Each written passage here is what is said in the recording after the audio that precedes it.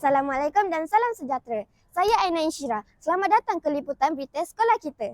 Hari ini bersamaan 23 Januari 2026, sekolah kita telah menganjurkan satu acara tahunan yang bertujuan untuk mencungkil bakat, membina daya tahan fizikal serta menyemai semangat kesukanan dalam kalangan murid. Kejohanan Mentas Putra ini melibatkan penyertaan murid dari pelbagai kategori umur dan rumah sukan. Acara dimulakan dengan aktiviti pemanasan badan bagi memastikan keselamatan dan kesediaan peserta sebelum perlumbaan bermula.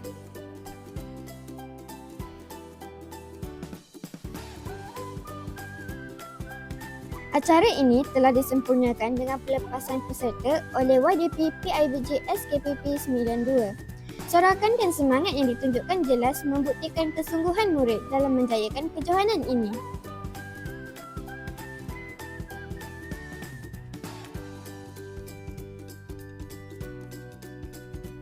Sepanjang laluan mentas desa, aspek keselamatan diberi keutamaan dengan penglibatan guru-guru bertugas serta pasungan sokongan. Para peserta menunjukkan tahap disiplin, ketahanan fizikal dan semangat juang yang tinggi sehingga ke garisan penamat.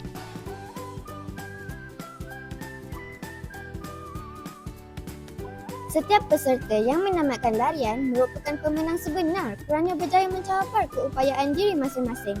Kejohanan ini bukan sahaja menilai kemenangan, malah membentuk sahsiah, daya saing sihat dan kerjasama berpasukan.